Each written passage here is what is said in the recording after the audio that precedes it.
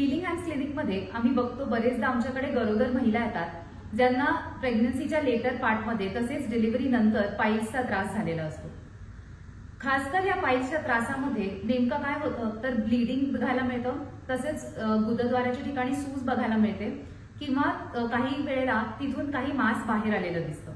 तर पाईल्समध्ये कोणती लक्षणं बघायला मिळतात तर खास करून ब्लीडिंग, तसंच गुदद्वाराच्या ठिकाणी सूज येणे, खाज येणे, दुखणे आणि तसेच काही जणांना तिथे मांस बाहेर आलेला जाणवतो। रुग्ण काय करतात तर प्रेग्नन्सी आहे किंवा आत्ताच डिलिव्हरी झाली आहे म्हणून पाईल्स किंवा कॉन्स्टिपेशन ट्रीट करायचं अवॉइड करतात। हिलिंग हँड्स क्लिनिकमध्ये आपल्याकडे हर्बल मेडिसिन्स आहेत जे प्रेग्नन्सीमध्ये तसेच फीडिंग करताना अतिशय सुरक्षित आहेत।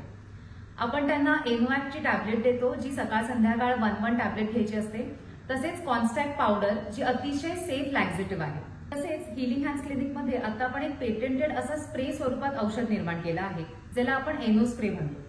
हे एक स्प्रे स्वरूपाचं औषध असल्यामुळे जेव्हा पाईल्समध्ये अत्यंत वेदना किंवा जळजळ जाणवते तेव्हा तुम्ही स्प्रेनी औषध तिथे लावू शकता, म्हणजेच हाताने क्रीम लावायची आवश्यकता नाही। तसंच हिलिंग हँड्स क्लिनिकमध्ये आपण लेझर सर्जरीज करतो जे प्रेग्नन्सीमध्ये तसेच पोस्ट प्रेग्नन्सी अतिशय सेफ आहे व एक डे केअर प्रोसिजर आहे। म्हणजे जर महिला सकाळी आल्या तर दुपारी ही प्रोसिजर होते आणि संध्याकाळी तुम्ही डिस्चार्ज सुद्धा घेऊ शकता। जर तुम्ही फीड करत असाल तर तुम्ही बेबीला थ्रूआउट फीड पण करू शकता। आपल्याकडे राहण्याच्या उत्तम सोयी आहेत जिथे तुम्ही बेबीला घेऊन एकदम सुरक्षितपणे राहू शकता।